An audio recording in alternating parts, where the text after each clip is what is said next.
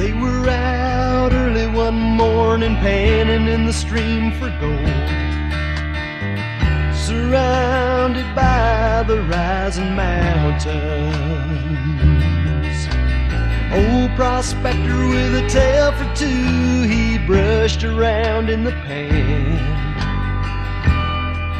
and pointing out what lay within was ordinary sand.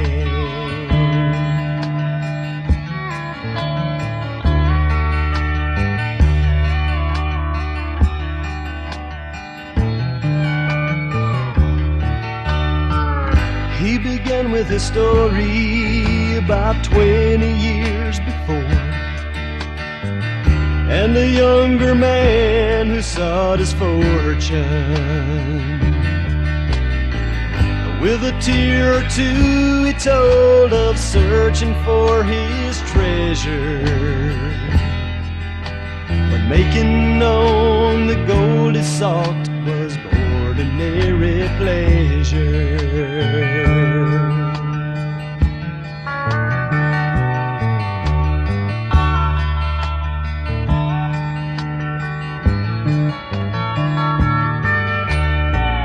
There were years of doing without, and there were years of plenty. He started thinking that life was never steady, excepting when the bills came in and he had no money to pay. Whiskey had never tasted better ordinarily.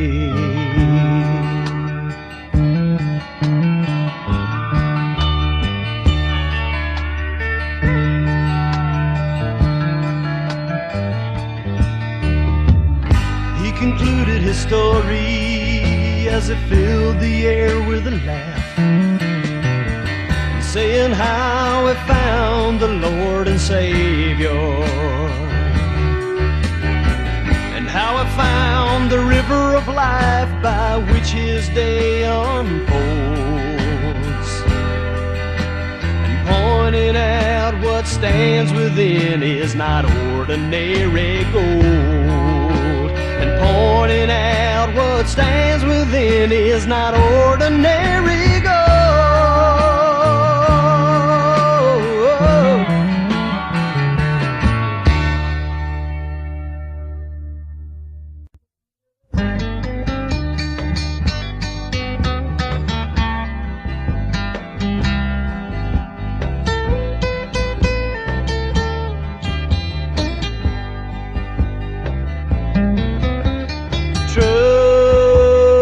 Trust in God, believe upon His promises. Through His word we can see His wonders, signs and miracles of His love. We can return His love with devotion, standing on His word before all men. We are His beloved and His chosen, walking in this life renewed with peace. Trust in God, believe upon His promises.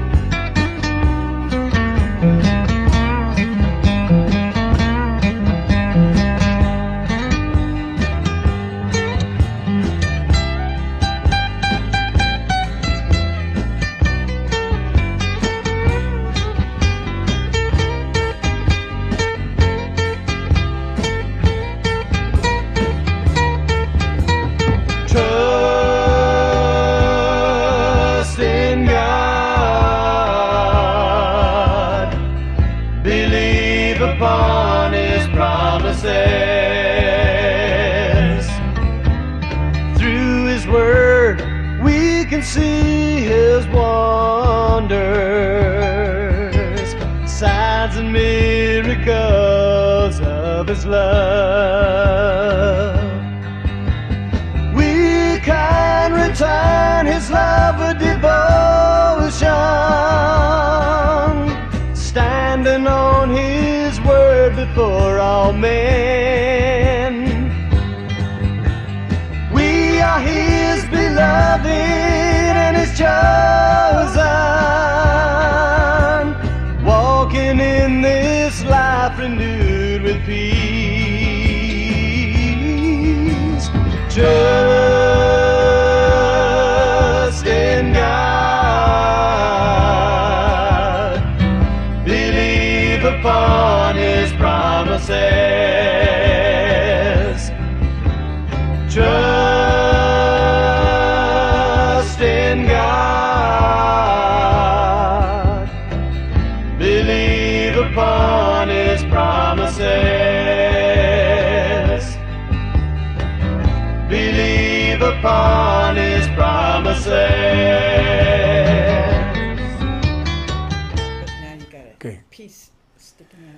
All right, welcome. This is Mark Wallace at True North Studio, and today we're going to talk, or the title is, When You're Going Through Hell. Well, today we're going to talk about two women who, in the midst of their own personal hell, found a way to push through, believe God, and save their families. Both these women inspired the Christ.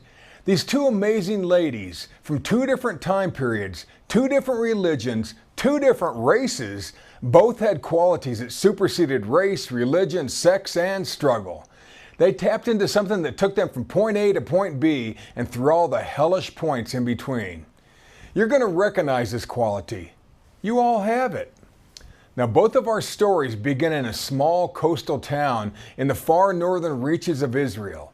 It was a border area that was so bad, so wild, so unruly that it had never been fully incorporated by Israel, nor was it able to be absorbed into any other country for very long. It was no man's land. Because it was also a port city near an international crossroad, it had a melting pot of cultures, which we're going to see can be both good and bad. These women were different in almost every respect except three. Both were willing to do whatever it took to help their child. Both found the person best suited to help them. And both believed God would supply. Now, some call it guts, some call it grit, some call it intestinal fortitude, some call it faith. I don't care what you call it, but today let's find the lessons embedded in their stories to help us push our way through our own worst of times. If these ladies inspired the Christ to keep going, they can help us too. Like the old saying says, when you're going through hell, keep going. The widow from Zarephath, unbridled trust. In about 850 BC, the country of Israel was no longer run by God-fearing kings like David and Solomon, but had recently split into two separate kingdoms. The southern kingdom, which is called Judea, and the northern kingdom kept the name of Israel. Israel's throne had been stolen by a couple of the evilest people who ever walked the earth, Ahab and Jezebel. They both wanted to change the culture and religion of Israel to be more like the nations that surrounded them, and they would go to any length to make sure it happened. To do that, they were hell-bent on killing anyone with the Spirit of God. They attempted a spiritual genocide that hadn't been tried since before the Great Flood. Not only was Jezebel rounding up all the true prophets of God and putting them to a horrific death, but she and Ahab were setting up the popular culture of Baal worship in Israel. They loved its allure of untethered sex, child sacrifice, self-mutilation, and especially because all the popular countries were doing it. The men of Israel began to indulge in sexual immorality with Moabite women who invited them to the sacrifices of their gods, Numbers 25, 1 and 2 from the NIV. Sex as part of the religious service made it easy to get young men to attend. Jezebel was using the popularity and enticement of Baal worship to turn her country into the one she dreamed of. Does your country allow sex trafficking? Does it tell you that the mutilation of one's body is normal? Has it pushed hard to make people accept things that were once taboo? Are children disappearing? If so, you may be experiencing the reemergence of Baal worship, only they would never call it that. Our first story begins at a dire time in Israel's history, and the good people suffered. 1 Kings 16:30, and Ahab, the son of Omri, did evil in the sight of the Lord above all that were before him. He was the worst. And they were poor, starving, and desperate. And to top that off, they were deep into what would become a 3.5-year drought, which means no rain, no water, no crops, no food, and likely death for most people. Basically, if you didn't have money or political connections, if your belief in God was fading, you were probably going to die. Here's how it went down. 1 Kings 17:1, and Elijah the Tishbite, who was of the inhabitants of Gilead, said unto King Ahab, As the Lord God of Israel liveth, before whom I stand, there shall not be dew or rain these years, but according to my word. Elijah was bold enough to tell the corrupt king there was going to be a drought of droughts and a famine of famines unless the king listened. Well, the moment Elijah told this unwelcome news to the king of Israel, a man who was openly dominated by his even more evil wife Jezebel, the prophet was told by God to run like the wind. Now, sometimes we fight, other times we run, but never, never do we quit. Elijah ran. He became a fugitive at a very difficult time. The land was thirsty because of the drought. Crops withered in the scorching heat. People and animals died of thirst. It was so dry that even the fish were kicking up dust. 1 Kings 17, 5 and 6 from the Message. Elijah obeyed God's orders. He went and camped in the Kerith Canyon on the other side of the Jordan. And sure enough, ravens brought him his meals, both breakfast and supper, and he drank from the brook. Now God sent Elijah to hide out in the wilderness, camouflaged in a ravine deep in the boonies.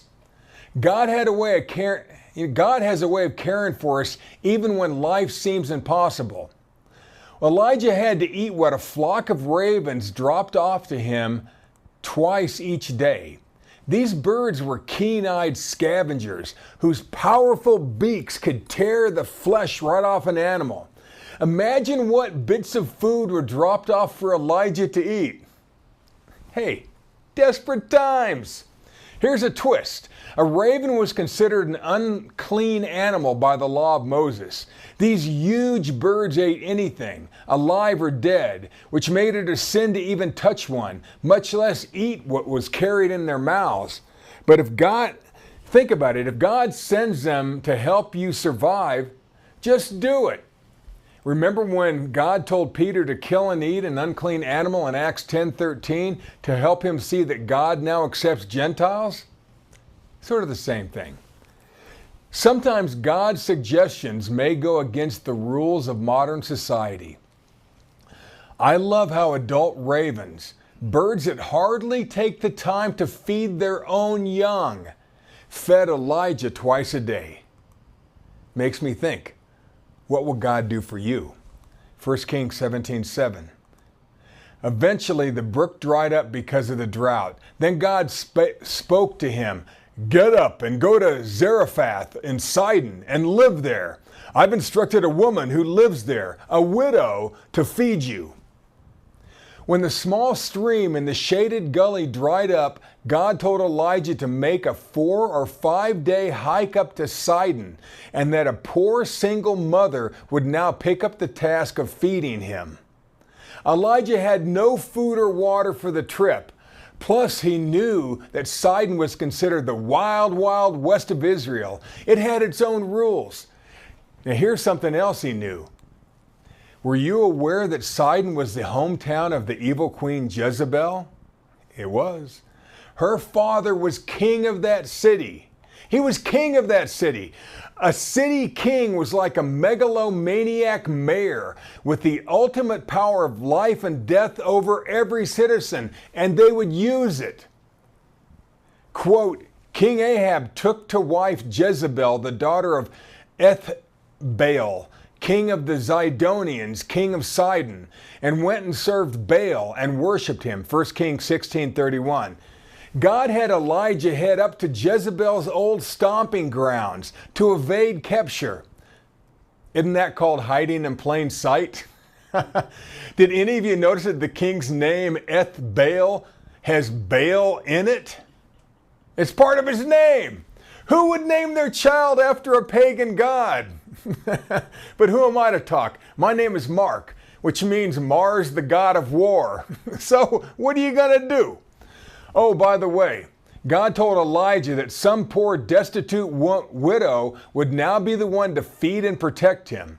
Now the ravens did good, they did good, but this would be better. Elijah knew it was going to be fun to see how God worked out this impossible situation. You've all seen it a time or two. When Josephine and I were part of another person's ministry, we gladly moved 27 times over 30 years. Most of those relocations were paid for with our own money. Usually we pulled our loaded down U-Haul rental truck up into our new city, having no job, no income, no home, and 2 kids. Now for us, it was always an adventure to see how God would take care of us this time, because he always did. Some of you helped us too. We never once went without. Elijah had learned that if he just did what God said, he would be okay. He'd be okay. It may not make sense at the time, but it always works out. I love how God inspired 2 strangers, both penniless, to somehow meet up in an extremely wicked city and help each other make it through the day. Now all they had to do was to find each other. One wrong move and things would go sideways pretty quickly. Now, you've seen enough post-apocalyptic type movies to understand the desperation of a man wandering across the devastated countryside, running from someone or something trying to kill him, just wanting to stay alive. Then finding a random stranger, someone willing to share the little she had in hopes that he in turn helps her. Well, that's the feeling here. That's the life of Elijah and this single mom. They each knew that God was going to send someone to help them, but neither one had any idea what the other person looked like. One mistaken judgment could get them both killed. At some point, most of us will realize that revelation from God usually comes in bite-sized chunks as we're willing or able to handle it. The interaction between Elijah and this widow is going to be a cat and mouse game for a minute. It's sort of like 2 fighters circling each other, sizing each other up. 1 Kings 17:10. So he arose and went to Zarephath. And when he came to the gate of the city, behold, the widow woman was there gathering of sticks. And he called to her and said, Fetch me, I pray thee, a little water in a vessel that I may drink. Well, while scavenging for firewood, this woman encounters a stranger, Elijah, who asks her for a drink. Now, she didn't know if he was the prophet.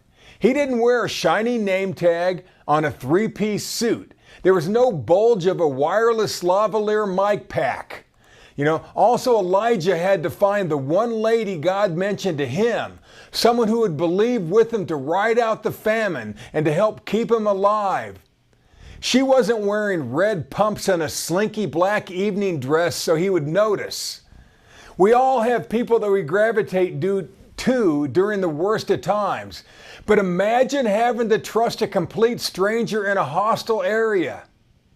Those of you who served in Vietnam, Iraq, or Afghanistan How would it feel to have to find and depend on an unknown, unvetted local woman for survival?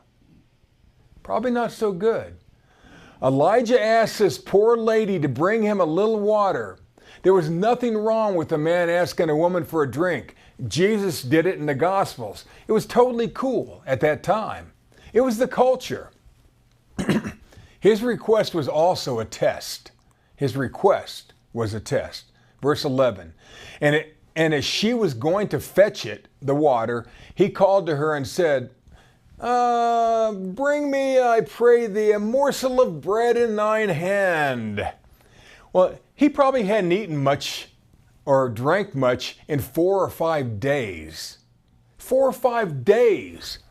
On a few of my multi-hour mountain trail runs, I've had people run up to me with cracked lips and crazy eyes, begging for water. One time a guy just snatched the warm gray water bottle out of my hand and squirted it into his open mouth. He was desperate, and he had only been without water for a few hours.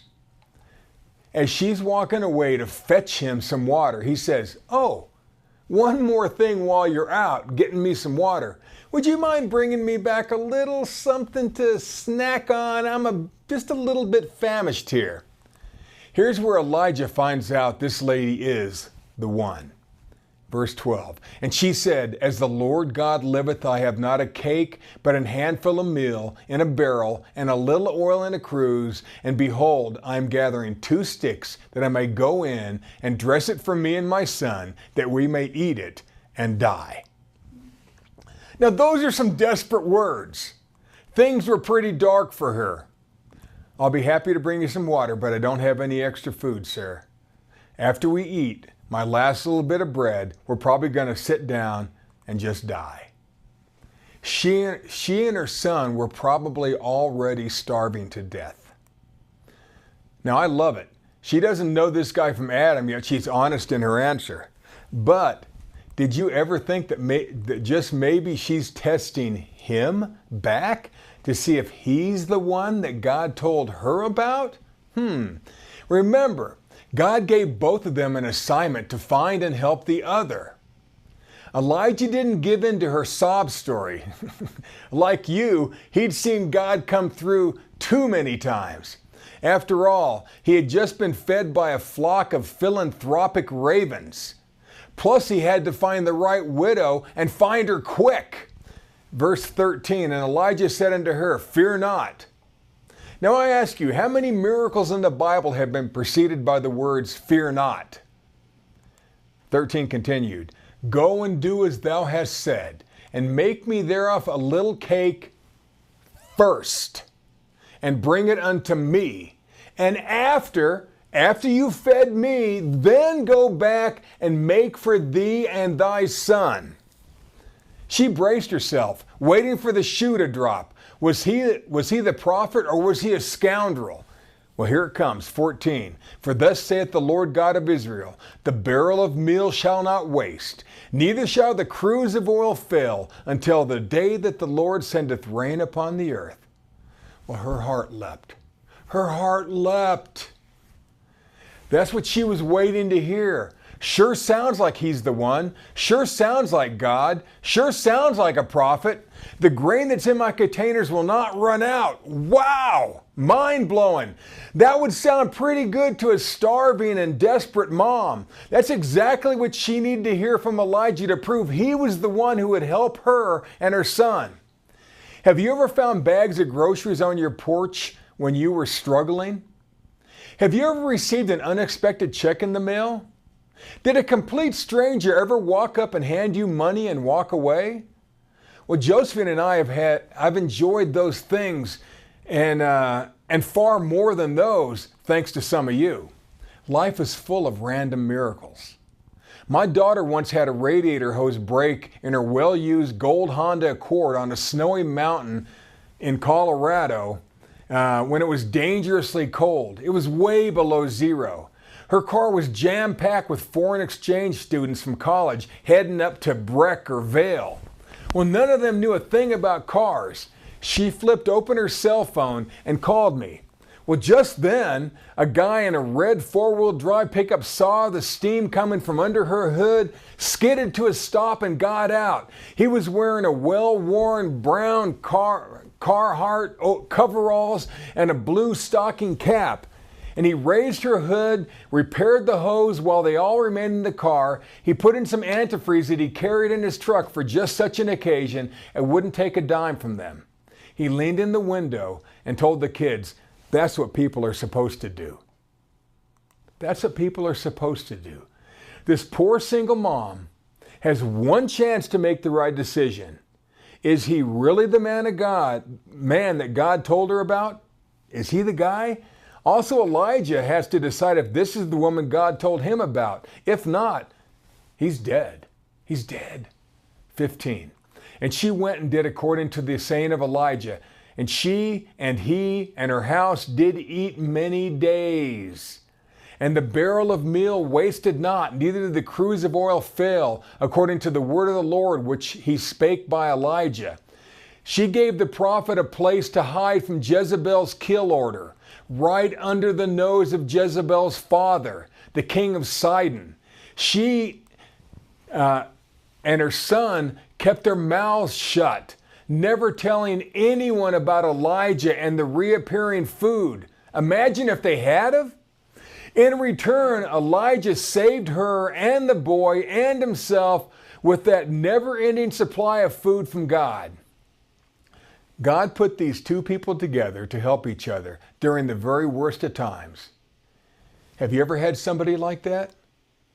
Have you ever had someone who reached out to you during your darkest hours and helped you? I sure have. Some of you are those people. Together, the three of them lived through the famine and endured the manhunt, or evaded the manhunt. An indirect accomplishment of this widow woman allowing the man of God to hide out for all those months happened right after Elijah finally left her place. Elijah saved 100 other prophets who had been hidden in caves and fed by another prophet named Obadiah. You've heard of him. Remember, Jezebel was trying to kill everybody who had the Spirit of God. Here's an important side note. The only way to truly control the world is to kill or silence men and women with the Spirit of God. Why do you think so many world leaders still try to imprison or kill or silence Christians? Don't let anyone dull your shine. But wait, there's more to this story. Almost 900 years in the future, Jesus used this widow woman's example of belief and hospitality during the very first teaching he ever gave. You know, he'd been waiting for this chance. The very first person Jesus talks about during his very first teaching, after just receiving Holy Spirit, right after fasting for 40 days, after his trials and temptations in the wilderness, after starting his new ministry in his hometown of Nazareth, was this amazing widow woman from Zarephath. Verse 25, Luke 4:25. Jesus said, "But I tell you of a truth, many widows were in Israel in the days of Elias or Elijah, when the heaven was shut up 3 years and 6 months, when great famine was throughout all the land. But unto none of them was Elias sent, save unto Sarepta, a city of Sidon, where a woman that was a widow." This amazing woman is never even named in the Bible, but she was inspirational to Jesus. The religious leaders and townspeople of Nazareth responded to Jesus with the same hospitality that Jezebel wanted to show Elijah. Probably some of the same spirits were reactivated. Luke 4:28 from the TPT, when everyone present heard Jesus' words, this is his first teaching, they erupted with furious rage.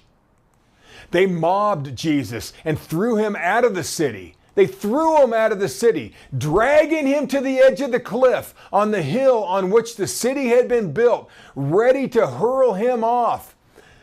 But he walked right through the crowd, leaving them all stunned. Like Jezebel, the spirits that quickly possessed the crowd must have been the same ones that had driven Jezebel and her converts to kill the prophets. The townspeople of Nazareth responded to this great example of believing by trying to kill one of their own citizens, Jesus the Christ. Imagine! I wonder if Jesus' family was there. Wouldn't you have been at your son's first teaching? I bet you would. That famine went on for 3.5 years, and so did the miraculous daily reappearing of grain and oil in the woman's storage container. Where do you think Jesus got the idea of feeding 5,000 and then later on 4,000 people with just a couple of loaves of bread? What a great example this unnamed woman was to Jesus. The man of God Elijah was sent to find this single mother, a woman who in the midst of a personal hell was able to still hear the call of God and help the prophet Elijah. This woman and this prophet helped save Israel. When you're going through hell, just keep going.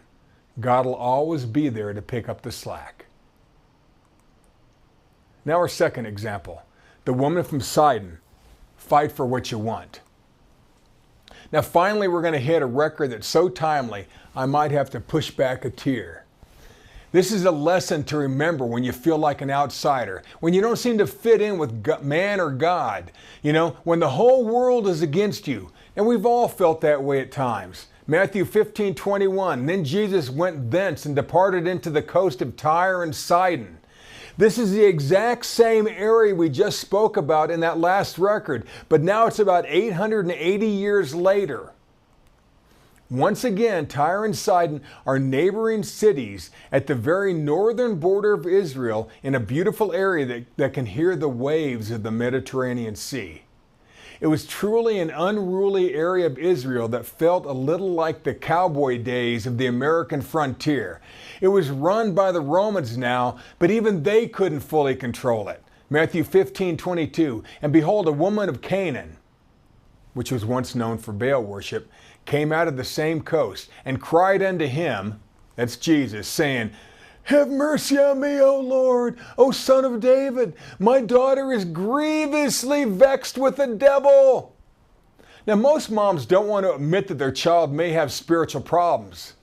But she was at her wit's end. Her wit's end. This desperate mother started following Jesus and the apostles around town, wringing her hands and screaming for Jesus to help her. Matthew calls her a woman of Canaan, which means he considered her a rank unbeliever, or so they thought. Mark 7:26 calls her a Syrophoenician, which means she was of mixed race and mixed religion, so that to the Judeans, she was a mongrel. She was as untouchable as the filthy ravens in our last story. To the apostles, she would be like having a crazed zombie following them around, or like a dead body in a ditch opening its eyes and reaching out to you. That's how the apostles thought of her. She looked different, she dressed different, she believes different, and she had a funny accent. She was an outsider. She knew she probably wasn't going to be welcomed by Jesus and his apostles, but that was not going to stop her from trying. Obviously, nothing else had worked out for her up to this point to help her daughter. But God, by way of Jesus, was her last resort. Why isn't God our first resort? Just a thought. The fact she knew her daughter was vexed with the devil, grievously vexed, must have been so obvious that it didn't take discerning of spirits. When Josephine was a substitute teacher in Cleveland, one of her third grade students stood up and started throwing desks around the classroom with otherworldly strength. She confronted him and he stared her in the eye, smiled and said, "You can't do anything to stop me." Well, she did. The kid was tapped into something dark. Now, 9 months into one of Josephine's pregnancies, she went with our son Adam on a school field trip. One little boy walked up to her, placed his tiny hand on her bulging belly, and said, "Your baby's dead." Then he turned and ran back to play with the kids. It's kind of weird. 2 days later, she gave birth to a full-term, stillborn baby. The doctor said the child died in the womb 2 days earlier, the same day that kid touched her. Now, how would the kid have known? Where did he get that information? Just because a person is an innocent child doesn't mean they don't have adult-sized spiritual problems. I have a million other stories to share, but too little time. Some other time. This desperate mom from Sidon knew something was dangerously wrong with her daughter. She had seen Jesus come to town and do miracle after miracle. She also watched him heal people with deep spiritual problems. She asked Jesus for help. Matthew 15:23, but he, Jesus, answered her not a word. Jesus answered her not a word. Imagine Jesus totally ignoring you like you didn't even exist. Have you ever felt like that? Have you ever felt like God was not listening to your prayers? Have you ever had someone you respected just ignore you, blow you off like you weren't even there? Have you ever felt like an outsider because of something done in the past, something you did in the past, or because of your clothing? Or worse, because of how you were born? Ever been attacked because of the way you look? You know, here's a good one. Have you ever felt like an outsider because of the religion your parents raised you in? Thinking you're different, that you've somehow been shortchanged in life is a sad, sad place to live. Watch how Jesus and this lady deal with the type of discrimination that was deeply embedded in the laws and culture of society at that time. It may surprise you, and it may help you. Once again, we're reminded that she was not of the house of Israel. It says, Mark 7:26, the woman was a Greek, a Syrophoenician by nation, and she besought him that he would cast forth the devil out of her daughter. Now, calling someone a Greek is a nice way to say unbeliever, but they had insult to injury. The compound word Syrophoenician next to the Greek places her in the alien from Mars category. She was like an alien from Mars. She was a Greek-speaking lady who was also a filthy pagan Gentile. Verse 26, Mark 7:26, also says that this mixed-race pagan unbeliever woman besought him, which in the Greek means she grilled him. She boldly demanded something from Jesus and fully expected an answer. She's pushing hard like a single mom. She's asking the Christ a very blunt question. The woman says, so, they say you're a healer, the Savior to the world, they say. So please help me too. I see you helping hundreds of people. I see miracles and miracles and miracles. All I want is a taste, a sliver of your time. My daughter needs your help too.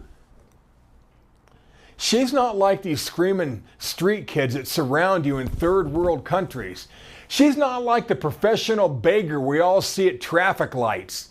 She's the voice of a desperately focused mother. Verse 23, Matthew 15, continues. And his disciples came and besought him, Jesus, saying, send her away, for she crieth after us. Well, first, Jesus totally ignores the lady. Now the apostles beg Jesus to please get rid of her. How would you feel? How would you feel? Have you ever been publicly rejected and alienated by religious people? You know, plus they're saying this stuff right in front of her. The apostles, the guys who wear tasteful halos and modern artwork, are telling Jesus to get rid of this woman because they can't stand her following them around anymore. She's too loud. She's annoying. Jesus' disciples were so irritated that this woman was stalking them day after day and talking so loudly that they demanded Jesus to get rid of her once and for all. This lady was annoying. This mom was way too bold. This mom was attracting attention and scaring away potential followers. The words the disciples used, she crieth after us, is the Greek word krazo, which is a word that imitates the loud, harsh, throaty, grating, obnoxious croak of a raven. Day after day, this lady yelled so loud to get Jesus' attention that her voice had gone gravelly and was cracking. Jesus, please help me. Please help my daughter. She has an evil spirit. No mother wants to say that. No mom wants to say that. No parent wants to admit that. Some people think it's a reflection of them as parents. This woman didn't care what others thought. Imagine this loud, different-looking woman with a weird accent following you around town, insisting you help her demented daughter. Imagine her busting into your church or fellowship and screaming at the pastor for help. I guarantee that she would be quickly escorted out by a well-trained and well-armed usher. Don't you think so? Today? Matthew 15:24. But he answered and said, I am not sent but unto the lost sheep of the house of Israel. So Jesus finally answered her to her face, but it's not the answer she wanted to hear. It was true that Jesus was sent only to take care of the children of Israel who had lost their way. That's from Matthew 10:6. Everybody knew it. Everyone knew it. But this lady thought way outside that box. She was first ignored by Jesus himself. Then she was told to leave by the disciples. Now Jesus tells her that she isn't part of the club and she's not invited to the party. How would you feel if the Christ rejected you to your face? How would you feel? As harsh as it seems, Jesus was telling the truth. She didn't belong to the children of Israel. Have you ever felt that way? Have you ever been treated like an outsider by people who talked about God's love all the time? Probably. If you've ever been rejected by a church or ministry or religious group or even by a family, then you know what a spiritual outsider feels like. I love this. She knew the blow-off game, but she didn't care. She didn't care. This was not her first rodeo. Her mission to help her daughter was bigger than religion. Her love for her child was bigger than any unbendable rules. How bad do you want something? How hard are you willing to push for it? How much do you want it? This desperate mother who only wanted to help her spiritually tormented daughter assumed that God was big enough for everyone, even if these men, including Jesus, didn't see it yet. Mark 7:24 tells us that Jesus was then whisked away into a hideaway, a refuge, a safe house to protect him from the growing crowd of people and from this crazy lady. But she found him. She found him. She found him anyway. Now I ask you, how much abuse are you willing to take to get what you want in life? How much abuse are you willing to take to get what you want in life? Many times that attitude is what determines your deliverance. Matthew 15:25. Then came she and worshiped him, saying, Lord, help me. Or should I say, Lord, help me. This means she threw herself on the floor in front of him. Sort of dramatic. Somehow this woman crashed the gates of this hideout, got past security, which was the apostles, and burst into Jesus' room and threw herself on the floor at his feet. This was very dramatic and very inappropriate. That took some giant lady balls. This mixed-race, Gentile, unbeliever mongrel of a woman with a hoarse voice and a funny accent looked up at Jesus and begged him, Lord, help me! Help my daughter, please! Her voice was almost gone by now, but her heart was still on mission. Her expectation was on the rise. Matthew 15:26. But he answered and said, It is not meet, not appropriate to take the children's bread and to cast it to dogs. Did Jesus just call this woman a dog? To her face? I think he did. Imagine, to add insult to injury, this was her final chance to get help for her daughter. She'd snuck past the apostles, busted into his room, and threw herself on the floor. She opened her heart totally this time. It was just her and the freaking Christ. Imagine? Imagine being alone with the Christ? Once again, Jesus seems to blow her off, this time directly, eyeball to eyeball, face to face, mano a mano. We don't feed dogs in this house. We don't feed dogs in this house. Now, most people would have quit by now, but not her. I might have, but not her. How much abuse are you willing to take to get what you want? When you're going through hell, what do? You keep going. Keep going. Being called a dog was a big cut in first century Israel, much more than it is today. Today we love our dogs, usually. People treat their dogs like family. Being called a dog can even be a term of endearment in America, especially if you're a rapper or a Cleveland Browns fan. But in first century Israel, a dog was never a pet. A full-grown dog was never allowed in the house. Packs of these dogs were dangerous, feral. They were unwelcome scavengers. They ate from giant garbage heaps outside the city walls. If the opportunity presented itself, dogs were even known to eat human remains. Dogs were considered filthy. Nobody had dogs for pets in Israel. Nobody. A full-grown dog was rejected by polite Judean society. But as weird as it seems, those same dogs still followed people around. Why? Why would these dogs still want to be around people if they're always rejected? Now here comes a big lesson in believing, folks. Big lesson. Now I'm going to throw you a big fat curveball that's easy to hit. The word dogs in this interchange is actually the word puppy.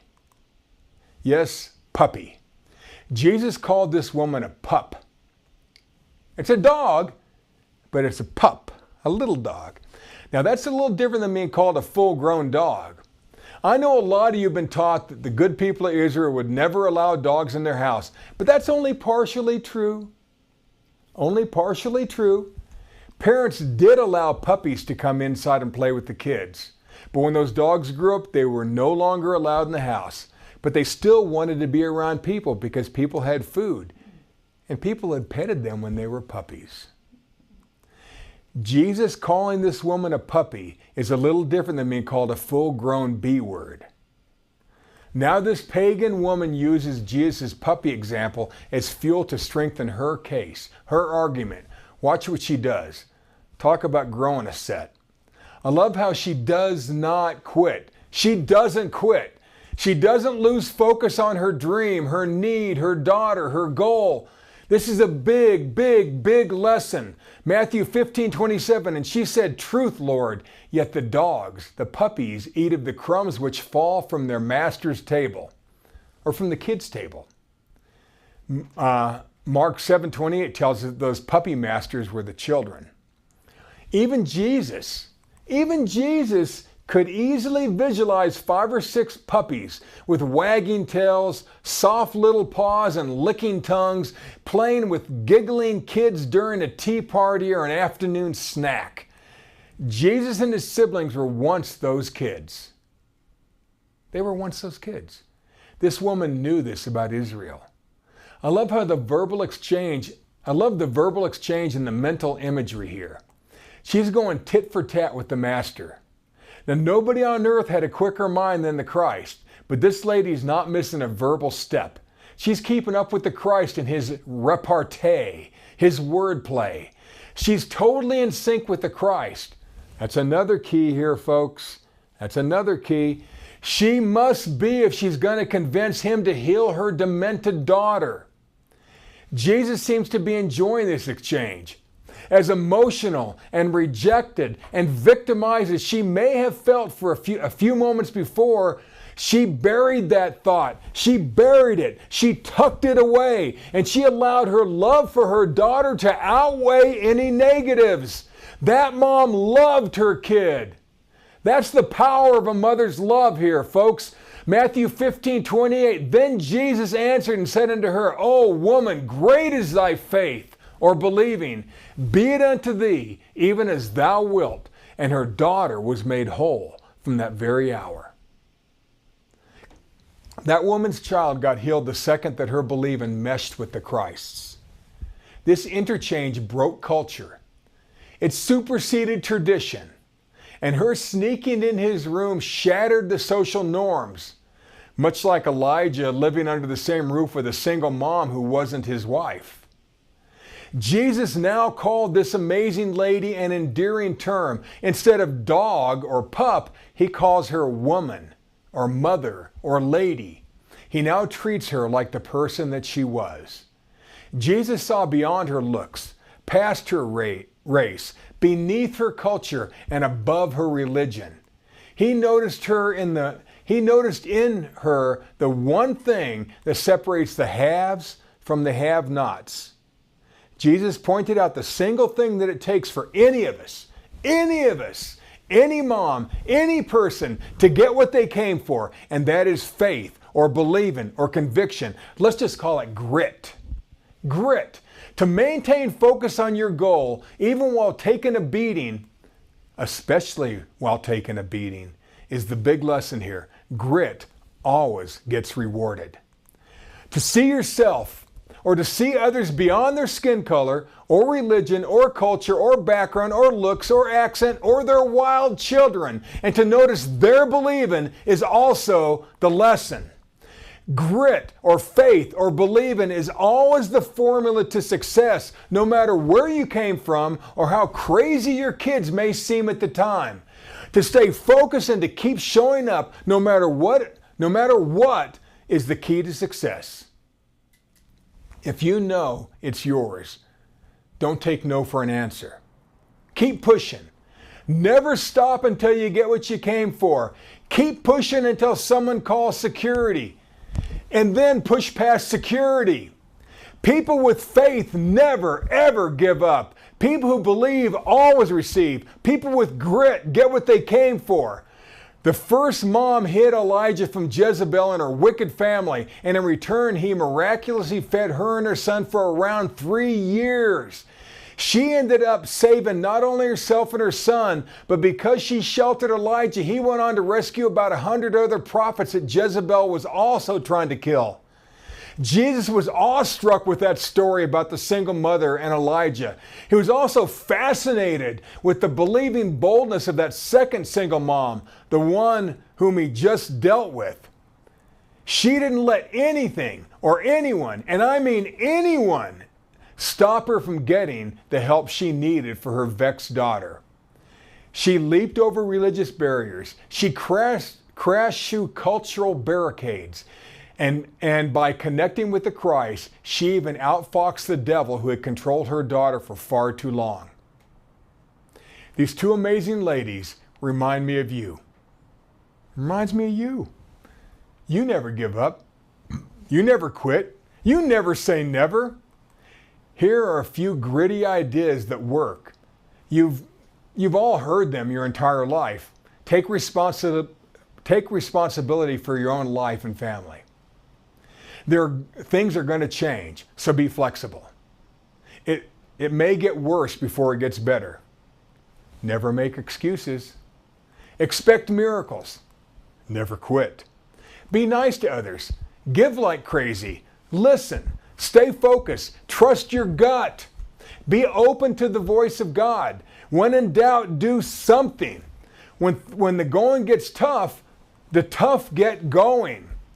Always keep it simple, fear not, and never leave home with dirty underwear. Mm-hmm. Those two moms fully inspired Jesus and are great examples to us as well. No matter what hell is breaking loose around us, within us, or to our families, let's listen to God, trust others, push like heck, and be ready to receive. Success is just around the corner. When you're going through hell, keep going. God bless.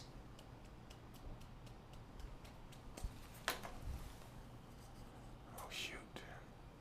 I went a little bit long. It seemed fast. Feels.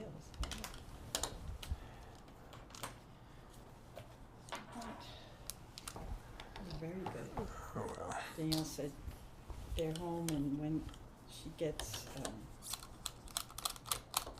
we're home, let me help TJ get settled, and I will drive over when you are home. So she's gonna come over. Okay. So before we go, is there anything you wanted to say, Joe? Well,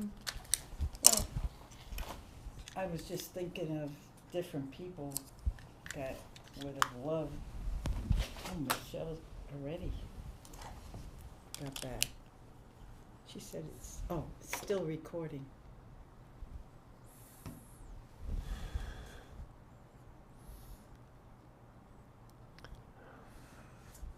I don't know how to stop it. Oh, Bob said it too. Annie said it. All right.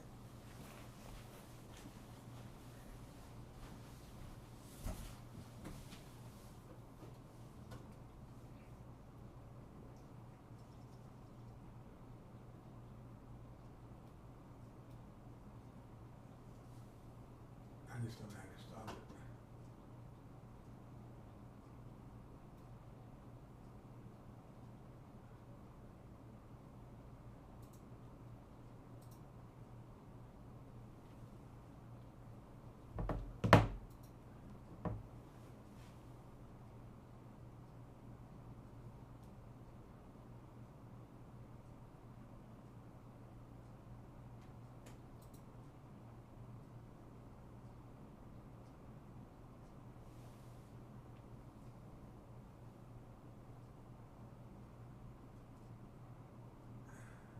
I'm gonna call Danielle and ask her how to stop it. Yeah, Danielle's home. She'll walk out of the room. Sorry, folks. I guess this is continuing. So, love you. It's a lot to think about there. A lot to think about, but it works. That's the attitude, and you all know it. This is nothing new. Nothing new. Okay, hang on. Hello? How do you stop it?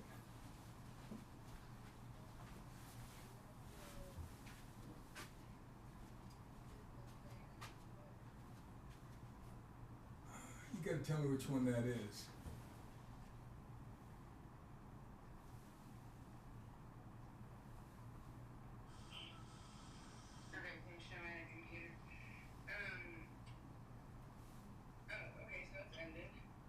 Oh, it ended? It's still, it's still going. Oh, hit the middle fade button. This one?